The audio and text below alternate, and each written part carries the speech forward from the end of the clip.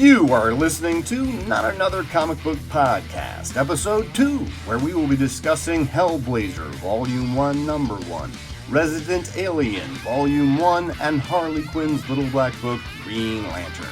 Settle in, hang out, and let's talk comics.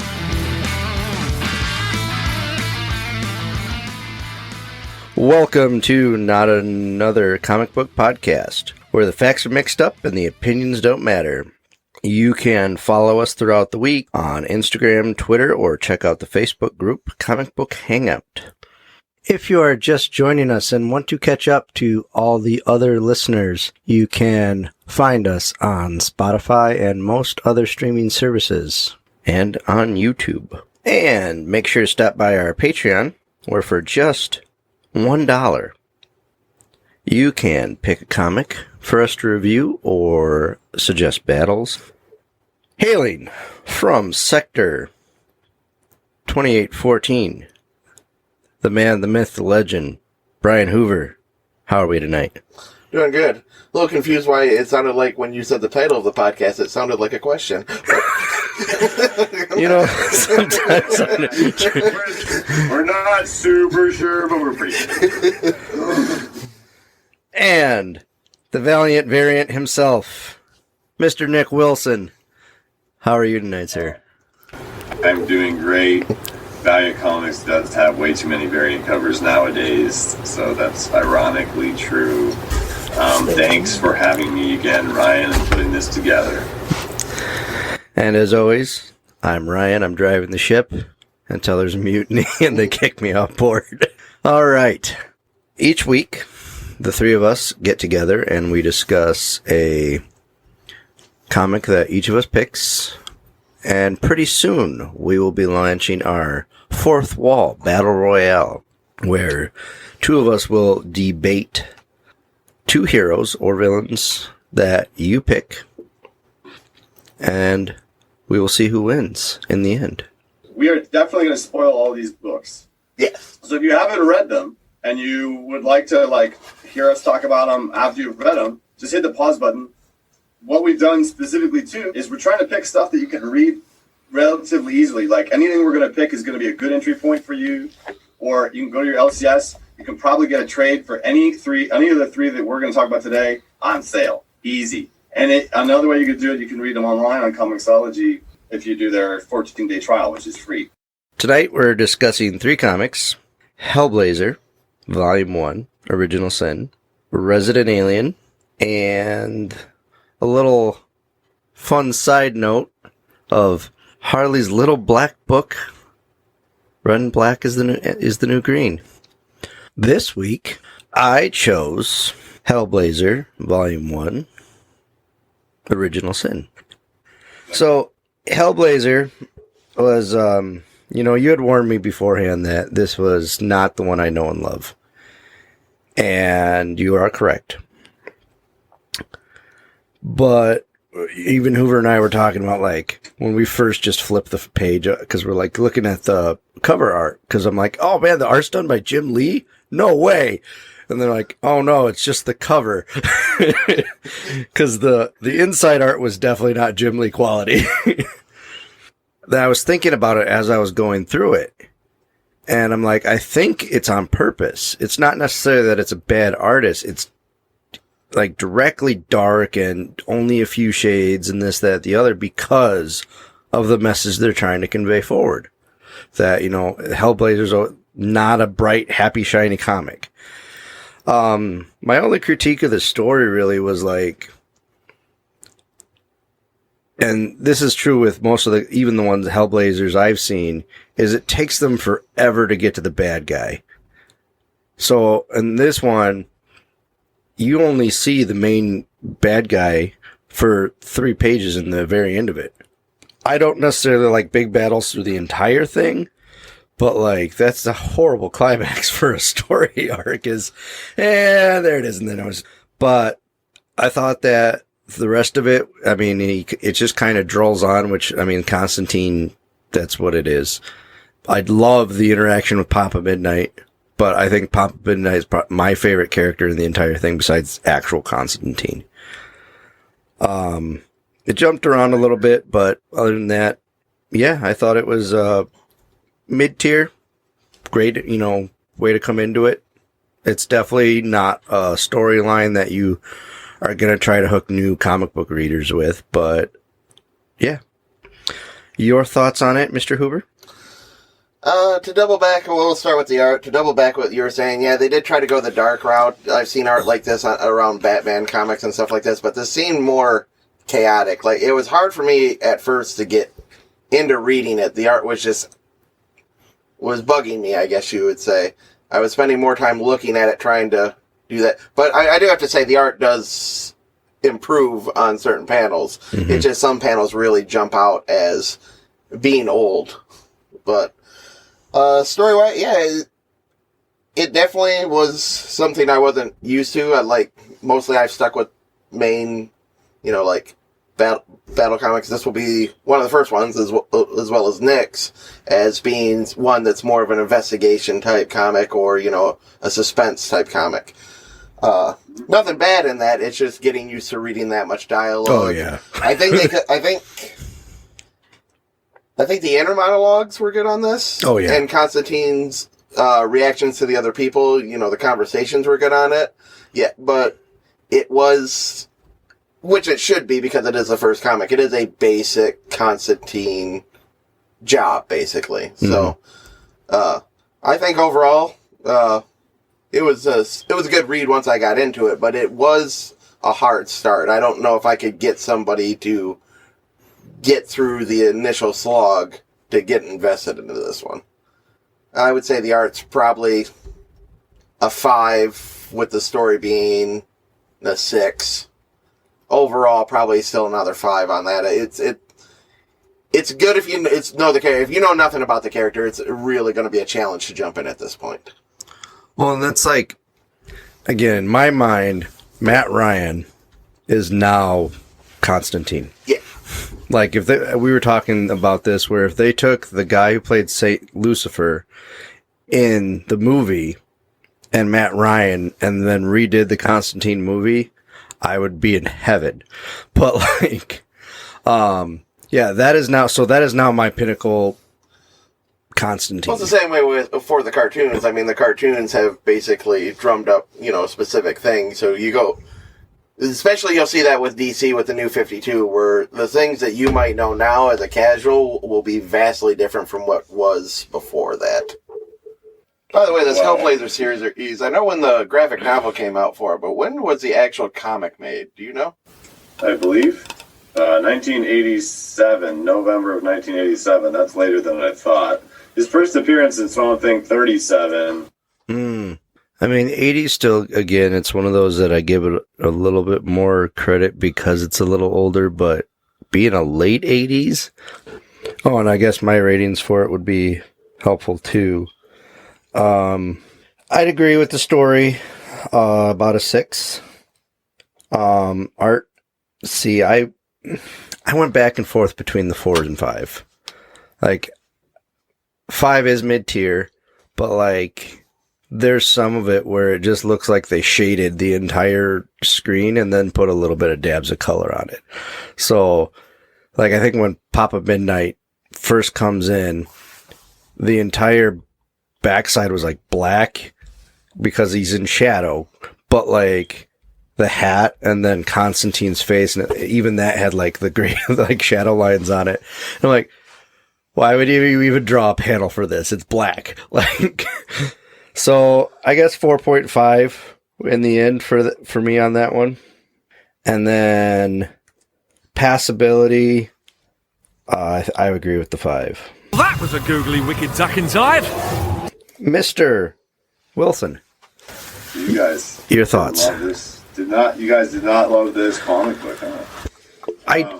I would say as a beginning for the entire volume that they put, that they eventually put in there, it's probably would raise it up a little bit. But yeah, as a standalone.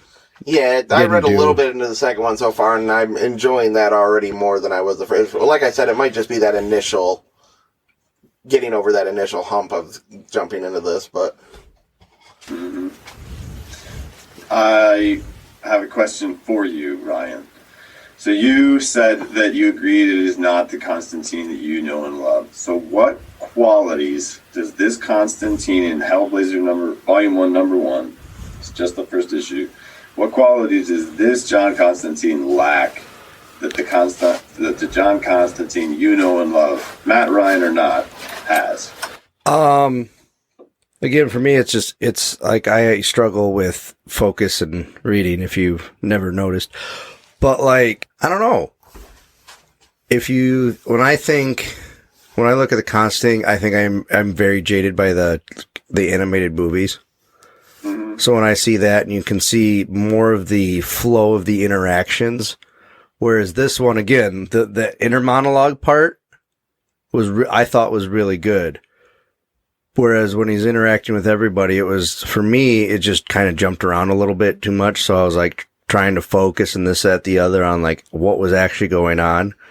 Whereas when you see it on a show, obviously, like you don't have to worry about anything and following timeline because they cut it different. So this is actually the first Hellblazer I've ever read. So when you're talking about the animated movies, you're talking about the more recent, very awesome DC animated universe. Spot on. That's using the old loaf mutton jugs.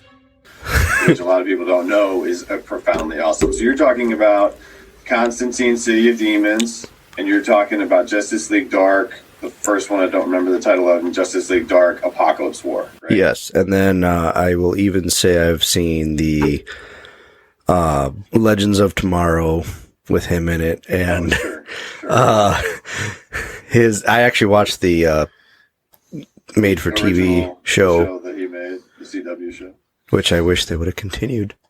And and that's what's weird for me, because again, like even with Keanu Reeves' version of it, I love like those made me grab Constantine and like fall in love with it. And I'm like, I love Constantine. I would say it's one of my favorite story arcs of what I've seen. And then my little, what research I put into the character. And then now I'm coming to this. So I had a really high expectation coming into it. And I think that was part of my problem with this comic. So as I'm going to read the rest of them, I'm sure my level will just regrow, and I'll start rating those a little better. But again, for me, being this is the first one I've read, I think that's why it kind of hit me like, huh. Oh, I agree with you. So, just to point out, in that I just watched that Justice League Dark Apocalypse War movie about 2 weeks ago, and in that movie, John Constantine is so powerful that he makes Dr. Stephen Strange look like ginger beer. The guy's on Apocalypse, like casting spells that put down new gods and stuff. After he lights his cigarette and everything. So I like John Constantine a lot. I think that's awesome that they do it, and that's what they do in that version of him and everything. And him in the DC universe nowadays is a lot more like that too. It's a lot more, he's a part of everything, even though he is still that British guy that's sassy and smokes or whatever. So in this, just a couple of things of note. I won't keep us stuck on Hellblazer forever, but I looked it up. The first Vertigo comic for DC was actually in 1993. So I consider this a Vertigo comic because Hellblazer later became part of Vertigo as soon as Vertigo started. But this was written in 1987. It was written a year before Sandman number 1 came out. So this was really one of the first iterations of this like darker style that was attempting to follow Alan Moore's Swamp Thing in a way. Like right. It's kind of like a love letter to that and hoping to continue it on. So I agree. I don't like the art. However, when I see the art, I see it and it makes me think of Creepshow or what's the one with the Crypt Keeper? Tales from the Crypt. It makes me think of that style of comic book in terms of the art. Right. And so that doesn't appeal to me, but I can recognize when the person that did it did a style well, even if that style doesn't appeal to me. Right. At the same time, the kind of realistic, gritty style we're going to see in the book I'm talking about, but it's much cleaner. Right. And it's much crisper, and it gives more subtlety, which I prefer. So when and the one that I'm going to talk about was written in 2015 or something, and this was written in 1987. So I don't know. When looking through the lens of that, it's great, but I have a similar feeling of a Constantine. But what's interesting is I used to go to the Barnes and Noble before you could, I think a lot of us did this because we're all in our 30s. Used to go to the Barnes and Noble, and I would read some books when I was in college and stuff, and I was waiting for my shift at the bar I worked at to start. And then, you'd always have to at least buy one of them, but you could read several trades while you were there because you couldn't afford to buy all of them. And I would always read Hellblazer, and I got really into his runs a little bit later than this, when he becomes someone a bit different, who was kind of the genesis of the character you're talking about in the books. Right. And there are a couple of vital categories of that, which are, he's definitely not a guy that's in a suit by any means. Nobody trusts him. His friends don't trust him. And it's vital that he's the kind of guy who has a lot of power, but he always disappoints everybody. It's a huge part of his character from about, 1990 through really when it got rebooted and other people made it like a lighter-hearted character. But he's always screwing it up, or he's always making the wrong decisions. He's that kind of an anti-hero, and that was why he was so appealing. Right. It's fun. It's funny you say that though when you mention about him being a screw up, because they do mention in here I think that the one that always runs in the back of my mind is that the people he's killed, it very much weighs him down, or if anybody's actually he's lost anybody. And I think the girl's name is Amy, and then there's, I'm assuming, ex-girlfriend, ex-wife, she comes to him at the end. And I was just thinking about the thing that I think the biggest problem I did have with it was the build up to him meeting the demon. And like Hoover had said, he's always a big battle guy and this, that, the other. So when I, again, read the investigation comics and you're like, here's the build up, and then okay, 3 pages, he meets the demon. Oh, that was wow. But I do, like I said, if you read the whole arc of the comic, I think that this would go as entirely different. But carry on, sir. Sorry to interrupt. No, you're right. You're right in a way, but there's a couple things that stick out to me as somebody that I really love the character he becomes, and this isn't it. So he's in a nice suit that's like a well-pressed suit. He comes home to his house that he's all happy that if you notice, he's comfortable, it's well kept. And then he goes in his kitchen and he's not happy about the condition it's in because the heroin addict guy has been there and he's left it that way. That's not John Constantine. John Constantine comes home to a house that's probably got a mess everywhere and an empty liquor bottle somewhere. That's John Constantine. And so he's just a little too polished here. Yeah. And then the other thing, sorry, did you have something? Oh no, I was just agreeing with you that too polished. I want to put into. He probably doesn't actually have a house. He's probably late on his rent and about ready to get evicted. Well, eventually, and that's what he should. It's in Justice League Dark. He gets the name of the magic house, which blew my mind because you're like, this guy got put in charge of every magical artifact and everything else in the entire world. But yeah, now that you're talking about that, I think looking back, the part of the art that was off-putting was probably Constantine's look, in that he looked like he was too well kept in the art. I mean, he looked almost like a rich, like an office worker. Yeah, that must have been what was off-putting about the art, I think. I would have placed that Constantine in middle of New York. Yeah, businessman. You were saying, Nick. Yeah, so there's one other. Yeah, he's too well kept for one, but then also when he has to go to Africa, it's just all right, I just got to go to Africa, and he literally goes to a cab and is I need to go to Africa, and the guy's that's too far for me, Gov, and it's obviously he's going to have him take him to the airport, but I didn't catch that. Okay. What's that? I didn't catch that he left the country because, again, Papa Midnight is the bar down the road to me. Like, I thought that was just the way the hotel was set up. Yeah, he travels, yeah. He travels all the way back to try to find the you know, where the child and everything in Africa. And he makes it all the way there. Like, this is you know, more of like a Indiana Jones-ish style type of tale and certain parts of it. But the one thing I really want to emphasize is he literally just goes to a cab and has the cab take him to the airport, and he goes to Africa. Now, in the John Constantine I know, absolutely would do that. But in telling how he does it, it would be integral to the story to show that, like, he gets to the airport, he uses magic to, like, trick the person into getting the ticket or whatever, is the John Constantine I know from like 1990 to like 2005. Right. He's a trickster, he's a dishonest person, but in the end, he usually does something that's right, and then it's going to cost somebody else something, though, and he never does it 100% the right way because he is a screw-up. Whereas the John Constantine in 2021 would just open a portal to Africa and be like, boom, you know, like that's now, and it would still be cool because the current one is cool. I dig the current one and everything, but so I'm just saying, like, we can't take a look at something that's the first iteration of a thing we like and say we don't like it because it's not consistent with what came after it. Right. Yeah. Right. That's a paradox. We can't do that. But it is really interesting to look at it and say, okay, what is the direction that this had to go to become something that people love?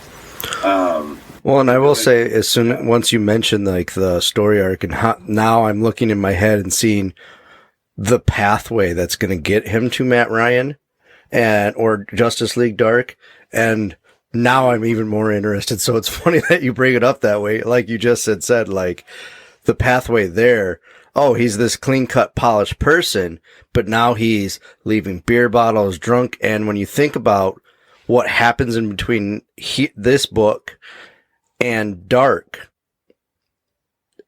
all that gets weighed on him. I 100% understand why his house is now just liquor bottles, or even in the movie, it's blank with a table and a bathtub.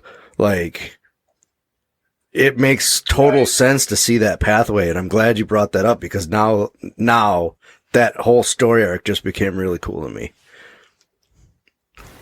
Well, to ruin it a little for you, it's more like they retcon him. Yeah, but it's more like they retcon him. They turn him into a guy that, well, okay. So let's switch back to the positive and what they do keep consistent.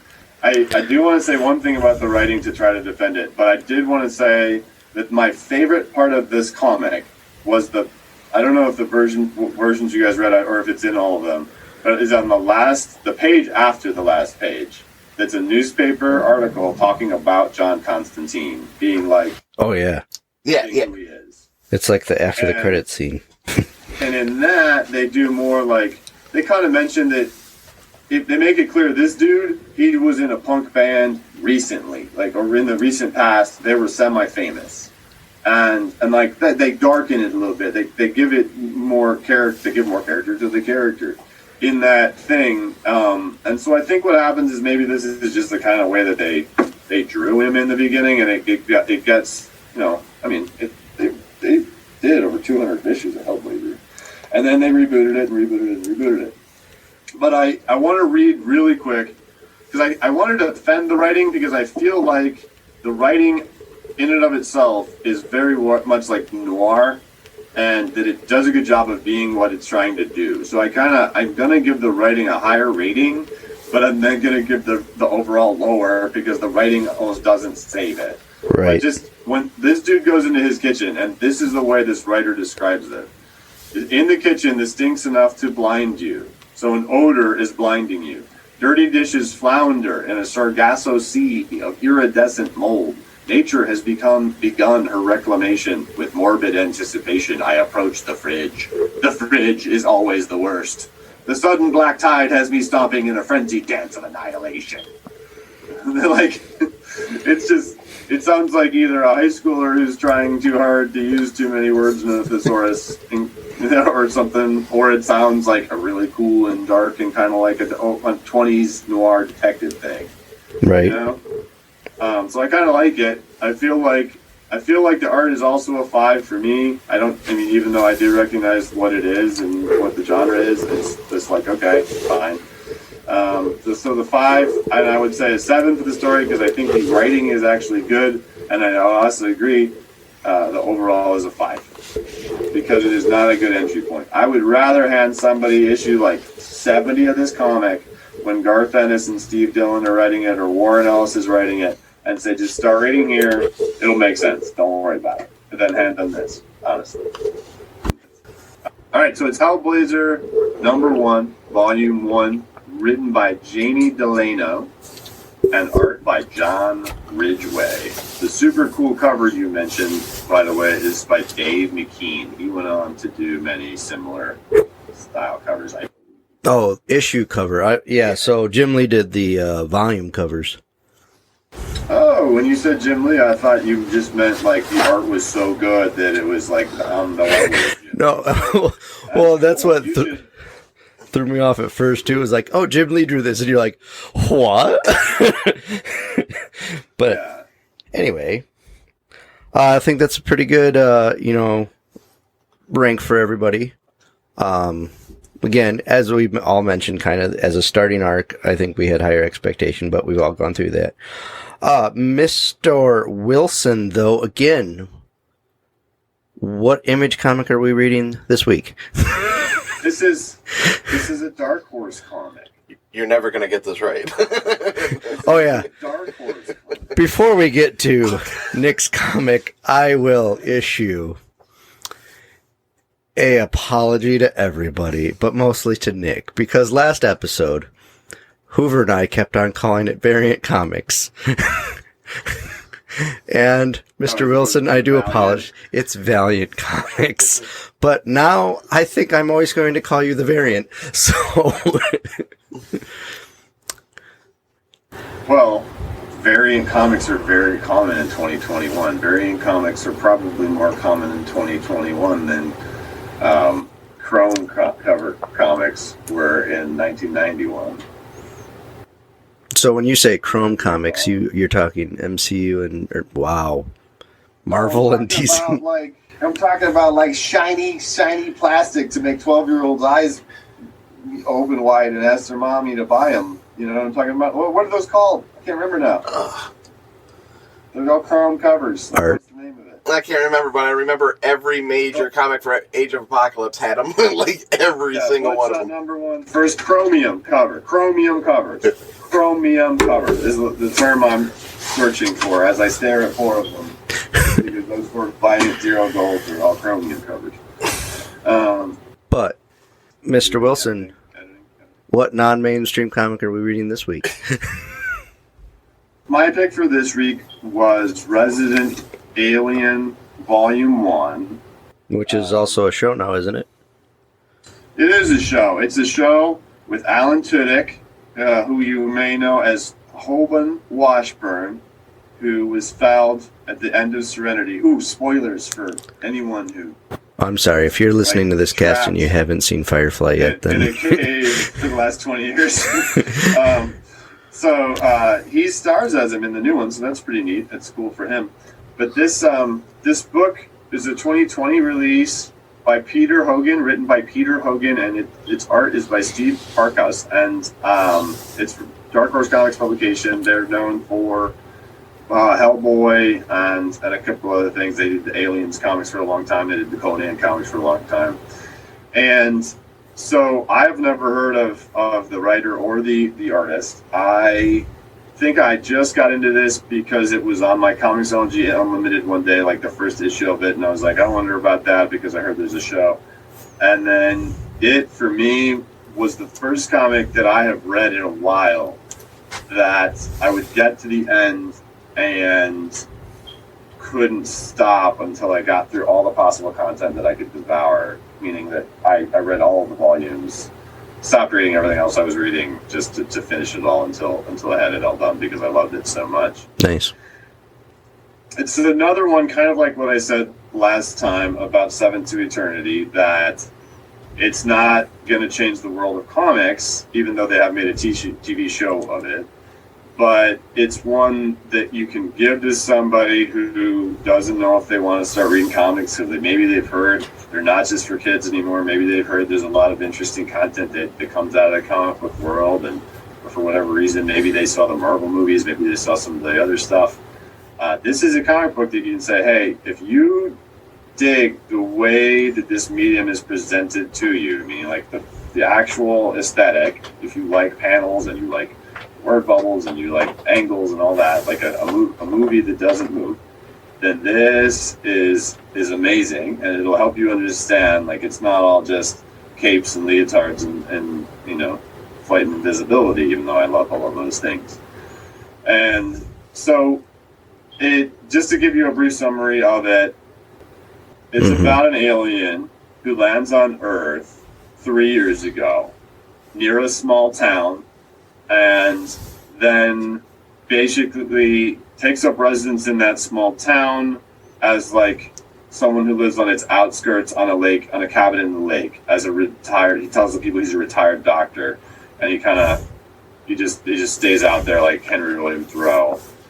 And he also has mental abilities. It's not specifically called telepathy, but he has the ability to make himself look like unrecognizable as an alien being to the vast majority of the world. At one point in the story, he says that he knows that a certain percentage of the population, about 1 in a million, will be able to see him as he truly is, and it's only about 6,000 people. So he feels like by living in a town in the middle of nowhere, that the odds are as minimal as they can be. And he did crash on Earth, P.S. He's waiting on a distress call. That's why he's doing this. So up until this point, he's just been living in his cabin. But then in this small town, the doctor of the town gets murdered. So the police need a doctor to help investigate because their doctor just got murdered. So they go out to him and they convince him to help them.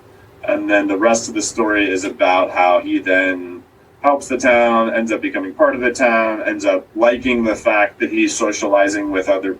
He says they're not my people, but they are people. In the comic is a quote, and he becomes part of that and ends up becoming their doctor longer. And then there's a murder, and then it takes on this whole kind of detective style story with just tons of nuance. And what it does is it shifts between flashback type of things to his alien background in that story to things currently, and it really does a good job of juxtaposing them in a way to draw parallels between the two. Like, there's a girl that he's starting to interact with socially here on Earth, and if you notice in the book, the writer often will start talking about her right after he has been reminiscing about his love back on his planet. So it's kind of like, interesting. Like, that's interesting to put that right after that.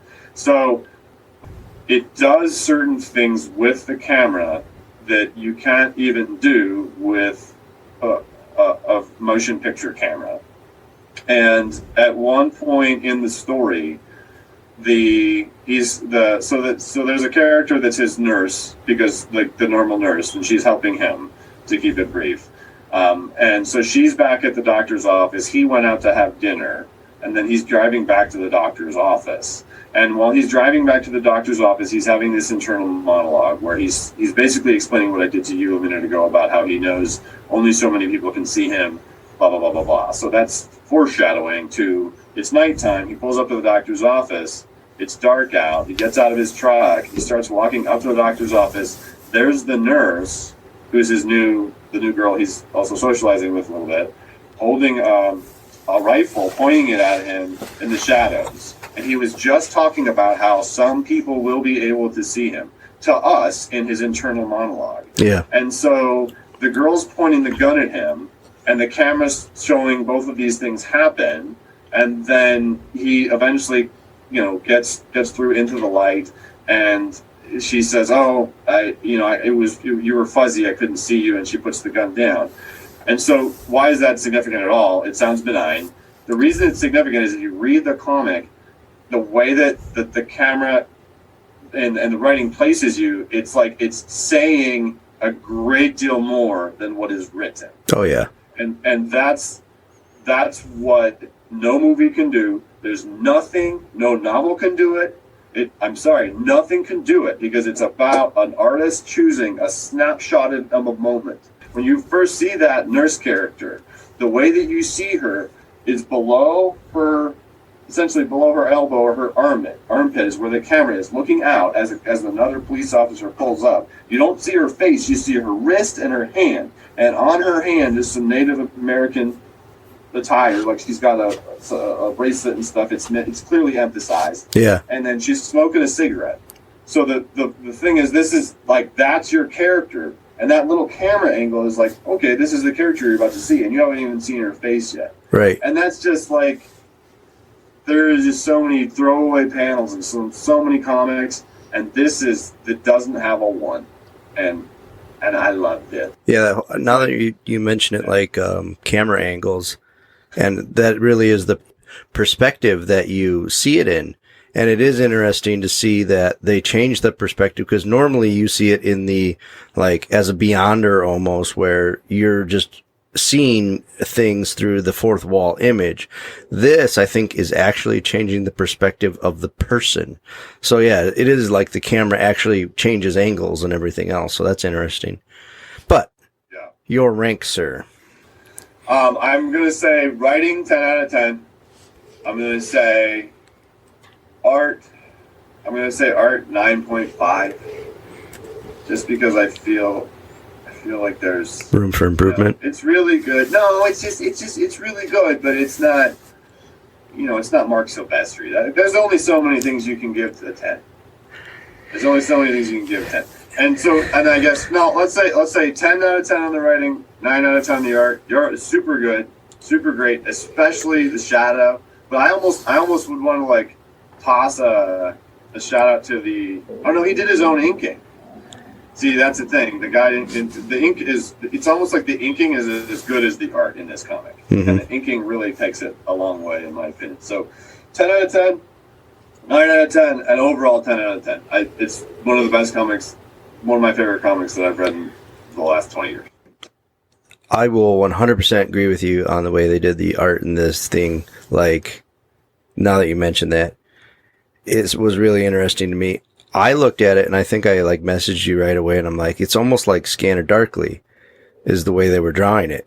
And then as it kind of went forward, it almost reminded me of watercolor, like on some of the scenes, but everything you can see, everything in the art and all that was very deliberate and done in a certain way to represent, whatever.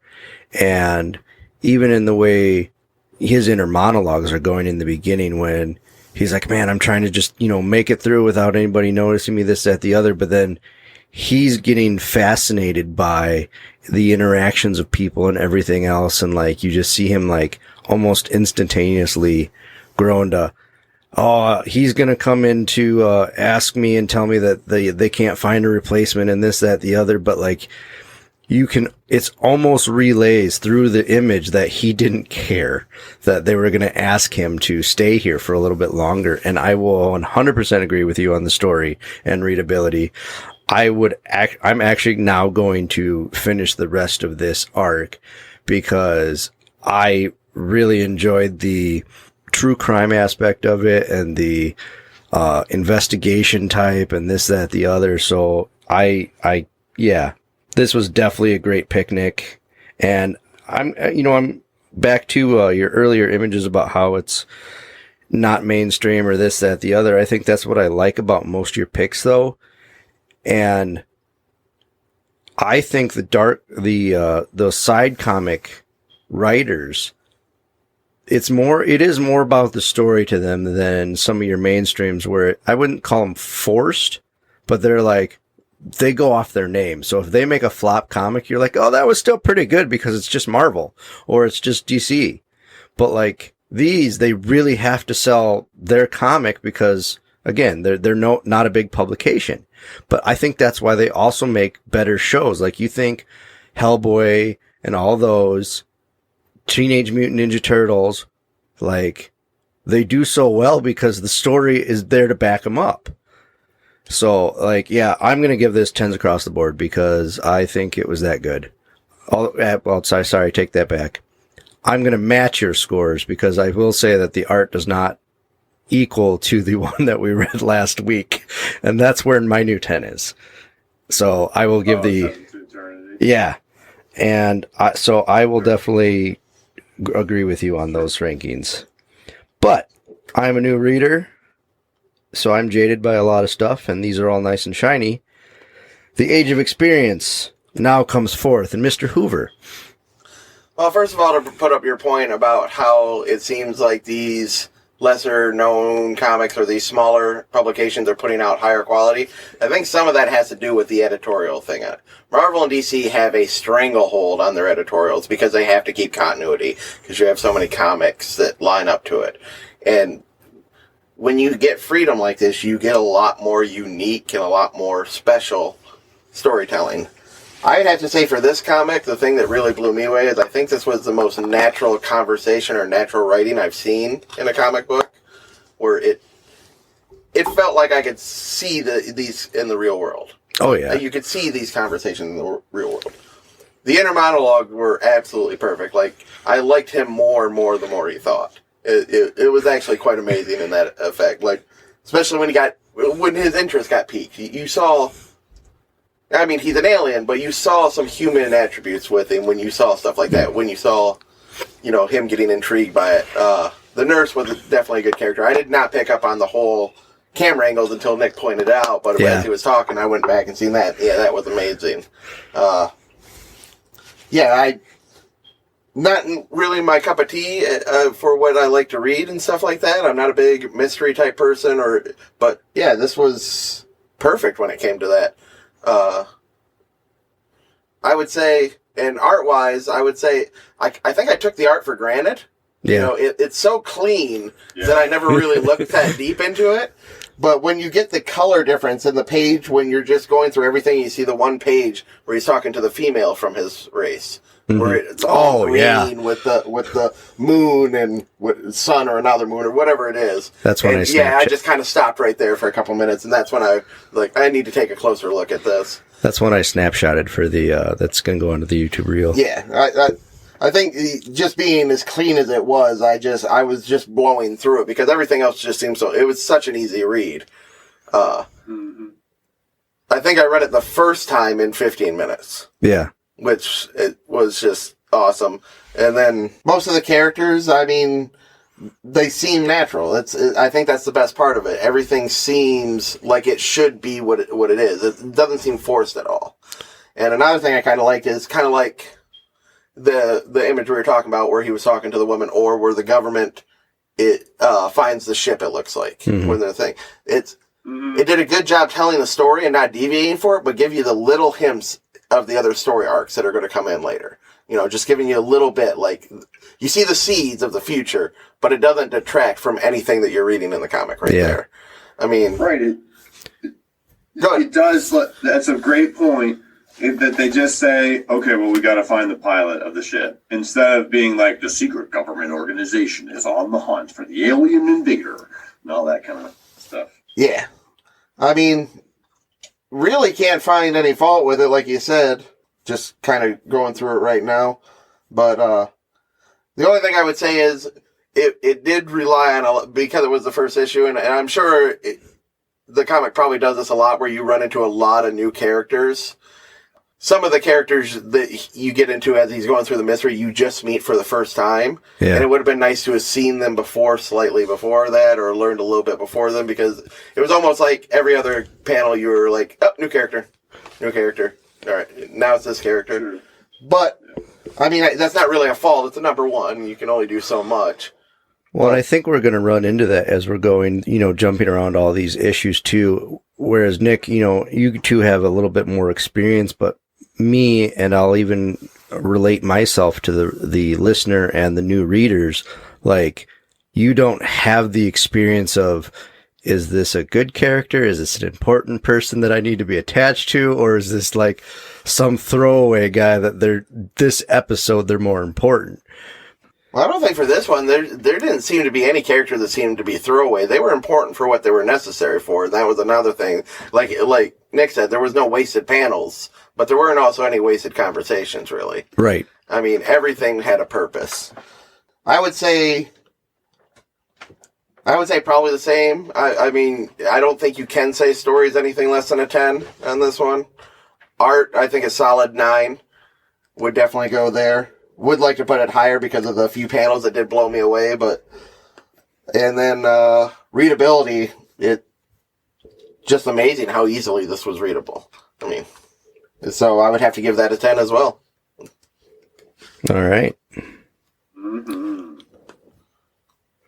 Well, that's going to make it easy for the overall rank. No math needed. There you go. Some creator-owned love. Not another comic book podcast. All right. Well, speaking of love, even though it's not February, every once in a while, I think it's good to look back and think of those times in your life that you might have had a little black book. Hoover, what did you pick for this week? So the title that I picked for this week was Harley's Little Black Book, specifically Volume 2 of it. Just to give a little context to this, I had never really gotten into one-off comics that were just meant to be enjoyable for themselves, no huge story arc, anything like that. It wasn't until I started reading the New 52 Harley Quinn that I actually started seeing stuff like this. So it's actually one of my favorite ways to read comics now because, like I said, it doesn't take much investment to read a one-off comic. I mean, it's just something you do to go. But just to give a little backstory about this, Harley Quinn, for the New 52, it was a rather popular comic, but I think it was around their 5th or 6th popular comic, so they treated it with a lot of care. But around the end of the first year, they decided to do a team-up, and they did a Power Girl team-up, in which Power Girl loses her memory, and Harley Quinn convinces her that she's her sidekick. And it destroyed the internet for like 2 weeks. DC realized they had gold. So they came out with a flurry of these, and the best one, I think, out of far is the one I'll be talking about today, which is Little Black Book, Volume 2, which is the Green Lantern one. So there's a lot of really cool things about this. First of all, you have the absurdity of Harley Quinn. I mean, the first thing she tries to do is buy a Green Lantern ring off eBay and gets into a bidding war. And the second thing she does is she gets mad and buys a knockoff for cheaper, just so that she can have a ring. But I think this one does a really good job, though, because it doesn't just, usually when you have something like this, say if you have like a Deadpool comic or something like that, Deadpool seems like he should be, but the other person really, a lot of times doesn't. They're kind of molded slightly different to fit the Deadpool stuff. Hal is perfect in this. Mm-hmm. Hal Jordan this is exactly how he reacted. When he saw Harley Quinn the first time and he said, anything but this. That was 100% what Hal Jordan would say. But, I mean, the art is on point on this. I mean, the projections are some of the best projections I've seen in Green Lantern in a while. I mean, they go all out with just, I mean, they arm wrestle. They literally arm wrestle in this comic. And of course, the one-shot Harley Quinn comments like, "That's the best bitch slap I've ever seen," or whatever it was. I mean, just it's fun all the way through, and you get to see because you don't know this because you're kind of new, but especially with Green Lantern fans, the number one thing Green Lantern fans like to talk about is who would get what ring. Yeah, and that is rampant on the online I've community. had plenty of those conversations. Where... Now, the black and red ring, of course, that's another interesting concept because we'd never seen a ring that had multiple colors. And we probably never will again for obvious reasons. But yeah, just a little bit. But it makes sense for her content and stuff like that. But they really just wanted to follow her color scheme. And that wasn't the big thing. The big thing was some people wanted to see her in a Green Lantern outfit. And we got to see her in a Green Lantern outfit. But this comic is just fun every panel down. It's the normal art. Like, if you like this art, you're going to like most of the New 52 Harley Quinn stuff. Mm-hmm. So it's a good one-shots of Harley Quinn are a good way to try and get into the comic and see if you want to get into it, because there are some really, really funny storylines in her comic. But I think this is the best enemy/buddy thing I've seen in a while. Plus, we can add one more failed relationship to Harley Quinn and Hal Jordan's remarks on this one, as they are absolutely terrible with those. But yeah, as soon as I got this comic, I just kind of fell in love with this series. The first one was pretty good, but the second one was just absolutely amazing. I would have to say, art-wise, it's probably about an 8. It's nice and clean. It's colorful. They do flex their muscle every once in a while when you get, especially when Harley gets her first ring and the color scheme with her outfit. They do flex a little bit on that. I would say story's kind of weak, because stories on these usually are kind of weak. It's probably a 6 on story. But I think readability, it's like a 9. Anybody can read this and just enjoy the comic for what it is. And sometimes that's just what you need from comics. It's funny. I mean, I have nothing but good things to say about your pick this week. Like, again, art-wise, it's right up there next to the Green Lantern style that we talked about last week, where they really started setting the bar up high for modern age comics. Like, again, I think when you think Silver Age comic or even Golden Age, you think of the blocky strip by strip and whatever else, whereas this is not afraid to move things around the page, break up the, whatever. But this art, it always amazes me what DC can pull out with what I've seen so far. I will agree with you on the beginning story part of it, where it's like, okay, the story's not the greatest, but it's really not meant to be. It really is just fun. So I gave story a 7, because it's just, as much as you think mid-tier of 1 through 10 is 5, I think 7's really mid-tier for me. Art rank, I gave a 9, because but like Nick said, it's all about what style you really start giving into. And I like this style of art. Green Lantern to me is always going to be that. The Green Lantern style art is always going to be like top tier for me. Whereas, again, when we go into most of Nick's picks so far, they blow you away with how they do the art. This is where I want to see all comics now. Or the superhero style comic. And readability, I'm actually going to give a 10.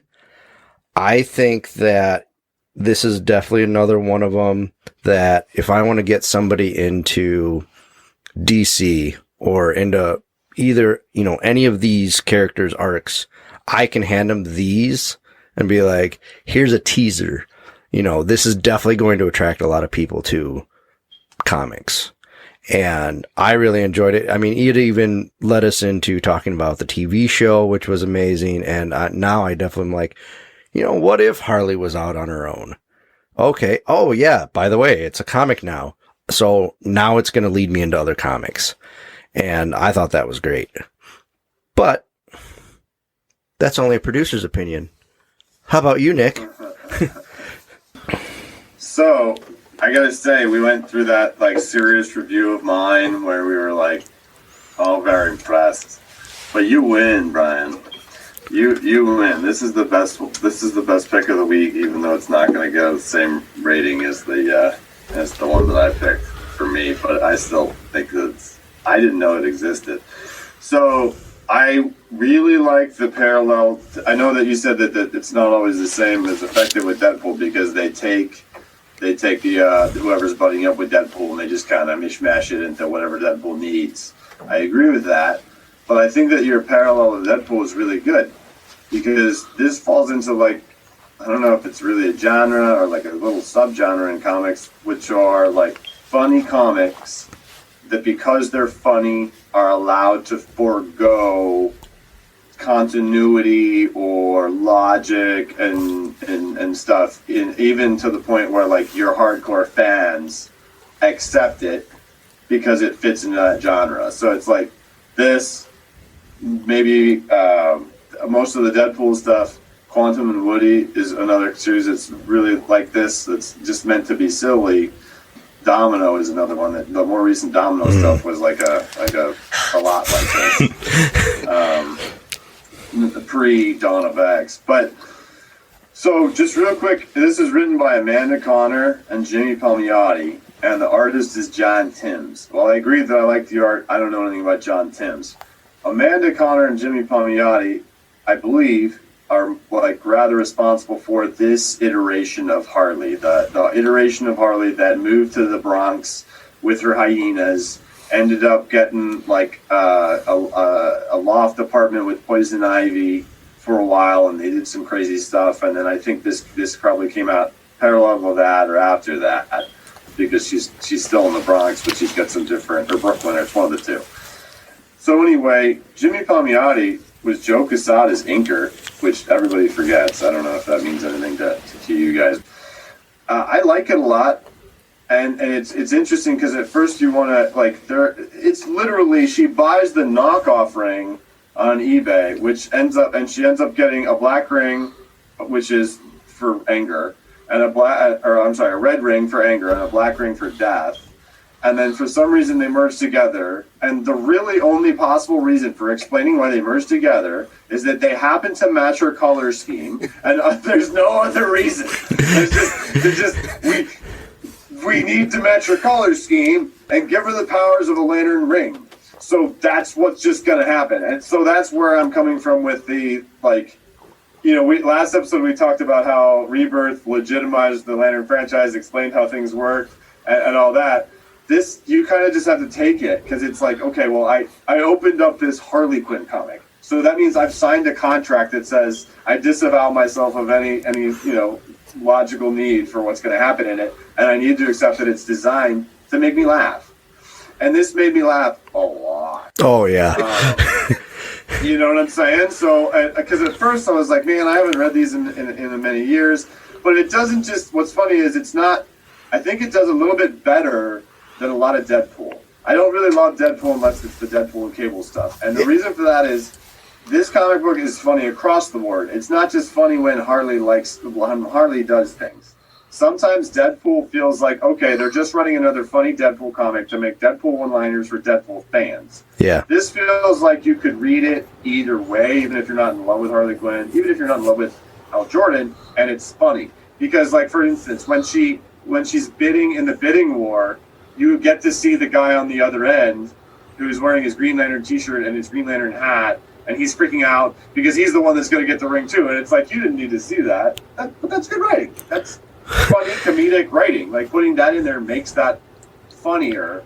If we just saw her getting mad without this goofball on the other end, it would kind of just be like, okay, that's Harley getting mad or whatever. It's funny you say that, because as I was reading it the one night, I remember like running out to Hoover on the floor and being like, hey man, look at this scene. Hey man, remember this scene? Like, dude, we laughed so hard that you like read like a 2-panel thing, and you just like, it really like gets into your gut of that like hearty comedy of like, oh my gosh, what am I reading?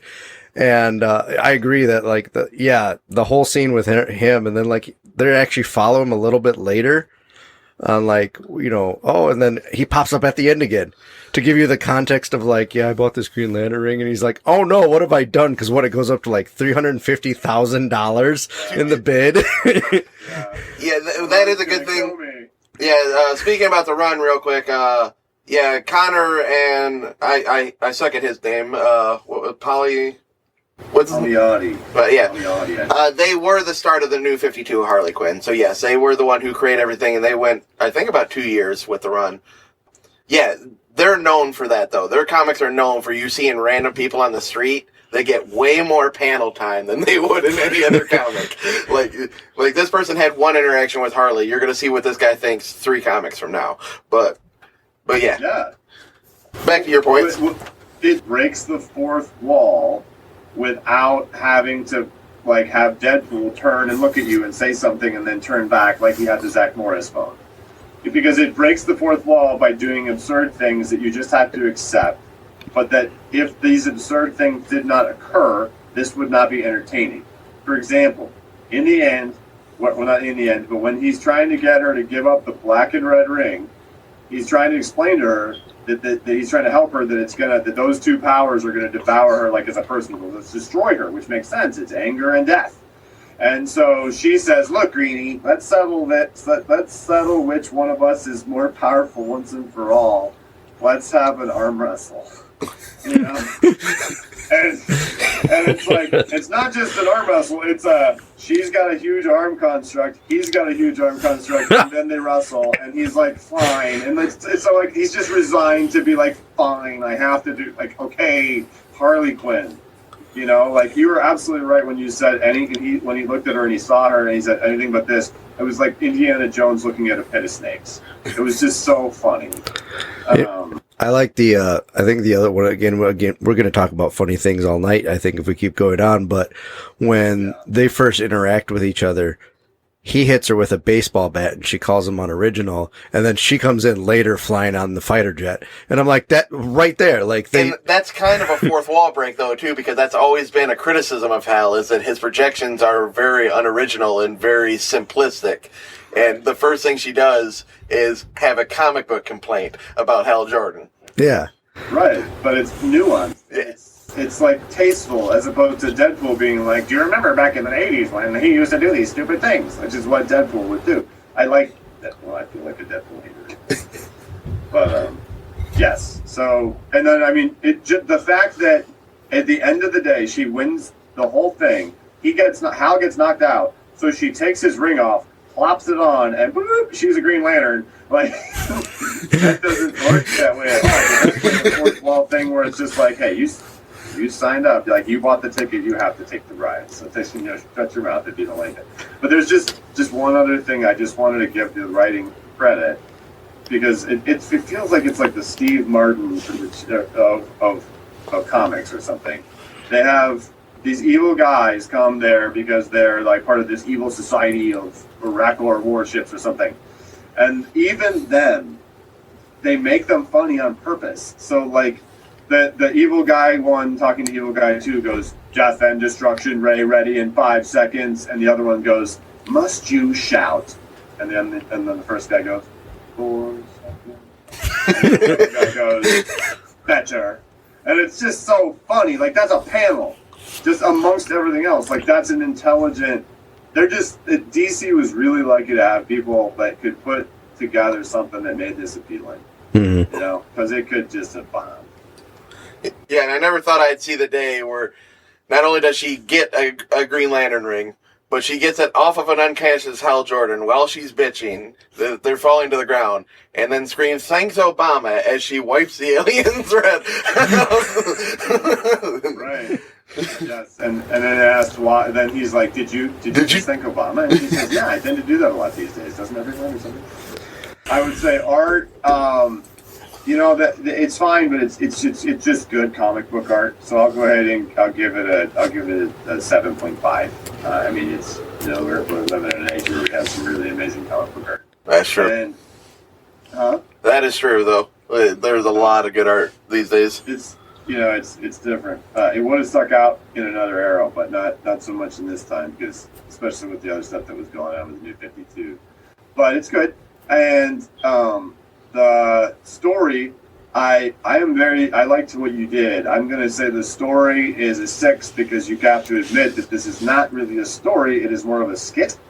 And I would say readability overall, whatever you want to call it, is a 9 as well, because it's just the skit performs well, you know. All right. Well, that wraps up this week's episode. And thanks, everybody, for listening. You're going to ask more questions? I'm going to ask more questions. Thanks for joining us. See you next week. But please come back. That's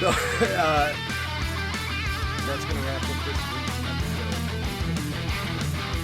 Thanks so much for joining us tonight, true believers. If you enjoyed the show, then drop us a review on Apple Podcasts, Spotify, Amazon Music, or wherever you listen to your favorite shows. Check out our previous episodes and content by searching for us on YouTube, Twitter, and Instagram, or join the conversation in our Facebook group, Comic Book Hangout. Last but not least, don't forget our Patreon, where for just $1, we will shamelessly review any comic or arc of your choice. Alas, The source wall is cracking open, and who knows what's about to pour through. We're getting out of here. Have a great night, and join us next time on Not Another Comic Book Podcast.